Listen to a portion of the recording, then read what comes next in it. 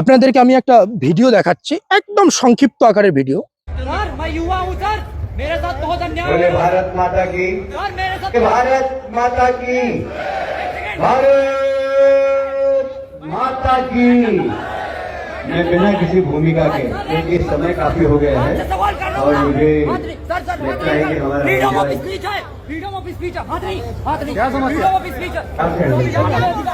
যে এই আমরা যারা ভারতবর্ষে নতুন করে একটা গুঞ্জন উঠেছে হিন্দু রাষ্ট্র হিন্দু রাষ্ট্র, তো ধরে নাও কথার কথা হিন্দু রাষ্ট্র হলো, তো হিন্দু রাষ্ট্র হলে কি হবে সেটা এক নজরে এই ভিডিওতে বোঝা যাচ্ছে।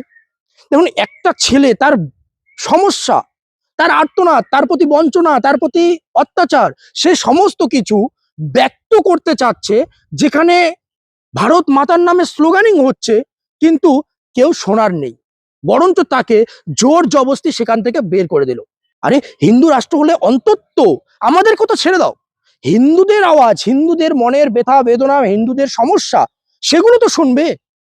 কিন্তু একটা যুবক সেখানে ভরা মঞ্চে ভারত মাতার স্লোগান হচ্ছে, দেশের নামে স্লোগান হচ্ছে, সেখানে সে বলছে আমার সঙ্গে অত্যাচার হয়েছে, আমার সঙ্গে বেইমানি হয়েছে, কিন্তু জনি বাচ্চা নেই যে তার সমস্যা কেউ শুনবে।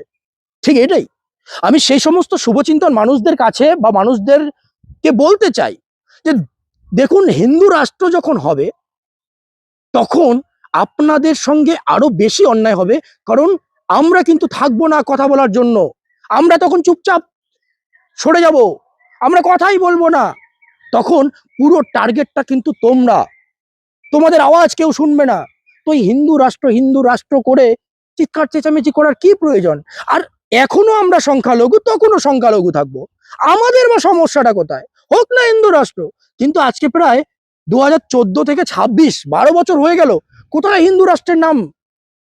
কোথায় নামগন্ধই তো নেই। করুক হিন্দু রাষ্ট্র। আর এই মাতা, গো মাতা গোরক্ষা দলের নামে বহু গুন্ডামি বদমাশি করেছে, বহু মানুষকে হেনস্থা করেছে, বহু সন্ত্রাসবাদী কাজ কর্মকাণ্ড করেছে।